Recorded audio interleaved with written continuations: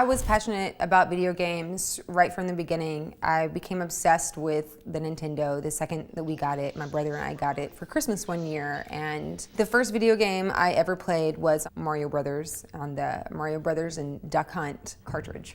We were both really into it, but I quickly took over as far as like being passionate and enthusiastic about the games. And then even all of that changed for me when I subscribed to Nintendo Power, which I have them all, and they're perfectly displayed so that you can see the spines, form little pictures. It's great. And it was from the very first issue of you got to choose a gift. My gift was the game Dragon Warrior, because who wouldn't want a game called Dragon Warrior?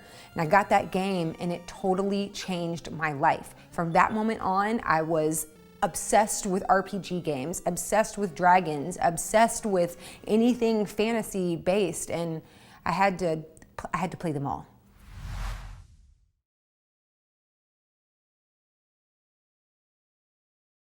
I remember that I saved up all of my lunch money for my entire 7th or 8th grade year to buy a Super Nintendo when it came out, and which was amazing in my opinion. Super Nintendo is probably my favorite console ever, and the best game for me was Super Metroid. That game was unbelievable. Top 5 games, hands down. Loved that game.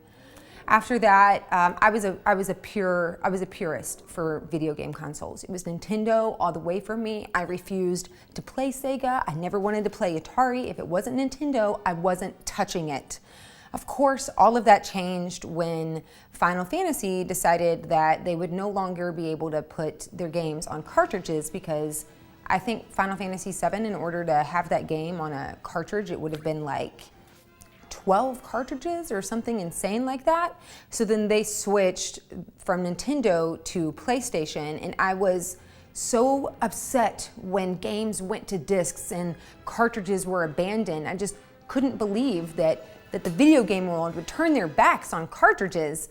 But I was very loyal to Final Fantasy, even more than I was to Nintendo. So I made the switch and never looked back. And that game was very important to me, Final Fantasy VII. And at the time, I was in college, so I was living at my dad's house, and he had bought this ridiculously large television, and we had set it up. And I remember my boyfriend at the time was so sad, he wasn't a gamer, that I was playing these video games all the time. And I told him, I prefaced the time before these games came out. I was like, when these games come out, like, my life is going to stop. I'm going to play these games, and that's all I'm gonna do. And I don't think that he believed me. And I'll never forget the day that he came over to my house, and we were supposed to go to a girlfriend's birthday party, and I wasn't ready, and I was, who knows, like, I was hanging out with Sid, and he was piloting that airship, and it was awesome. And he got so mad at me for wanting to skip the party to play Final Fantasy that he actually ripped my PlayStation from the television and ran outside with it, with me, like, of course, angrily running after him, and he smashed my PlayStation in the parking lot. Smashed it. I made him buy me a new one. And then we broke up.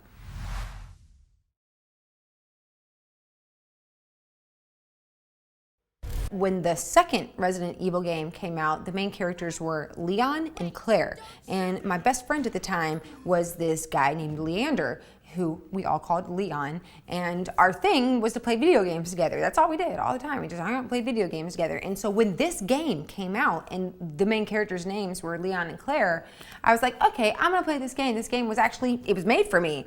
So we started playing that game, and it was unbelievable. That game, I felt like that game changed things a lot, actually, for just gaming in general. And it definitely changed things for me. And we had been up all night long playing the game. And at the time, I ran a smoothie shop called Smooth Moves in Memphis.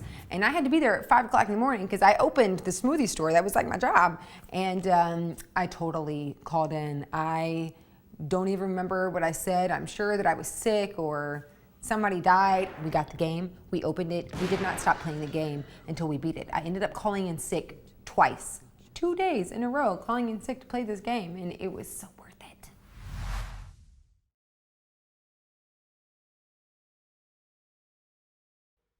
Growing up, I loved to play video games. It was my life, it was my passion, it was all I wanted to do with my spare time. But I didn't honestly have a lot of girls to play with. It wasn't until I moved to Los Angeles in my 20s where I met 3 girls in particular. We all discovered that we had the same fondness for the same games and a bunch of other interests. So we formed our own little gang, and we called ourselves Team Unicorn. And it seems like at one point there were not a lot of girls who were into gaming, and then in the last 10 years there are just as many girl gamers out there as there are guy gamers out there. And I personally love that there aren't a lot of games that are like, I'm gonna make this game for a girl, because who cares? I don't want to put lipstick on a Barbie and call it a video game.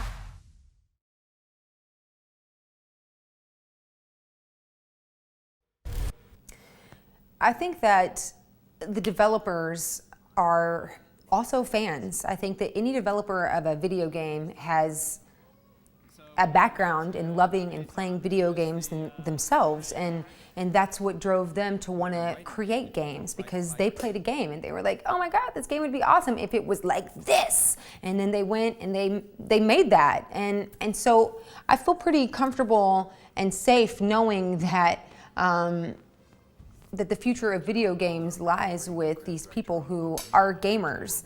So I think it goes hand in hand to say that the future of gaming is with the developers and with the players themselves. They have these visions, these beautiful, creative visions for their video games, and they spend years developing them to make them perfect. And my biggest fear is that big corporate conglomerations will take over. I don't know what I'd do if some major corporation bought out Nintendo and all of a sudden Nintendo stopped making those very brand specific Nintendo games that Nintendo fans love, and we're altering them to satisfy some corporate head who had to meet quotas. That's my fear. I want video games to be owned and created and built by the developers that we have all grown up loving and trusting to build the video games that we love, period.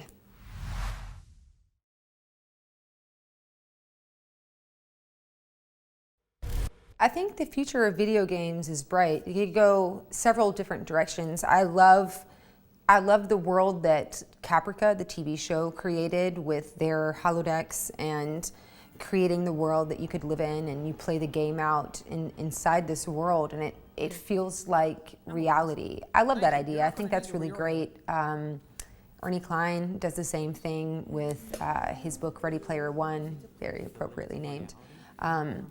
But part of me would miss being able to just like hang out on my couch and have my world around me while I play these games. I think the future is definitely the cloud. I think the future is definitely virtual reality. I think there's so many different directions that we could go with gaming, as long as I get to live in that world for X amount of time and have an ending. I think I'd be okay.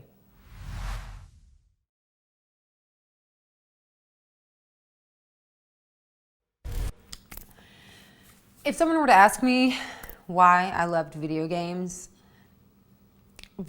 have been the greatest form of escape for me my entire life.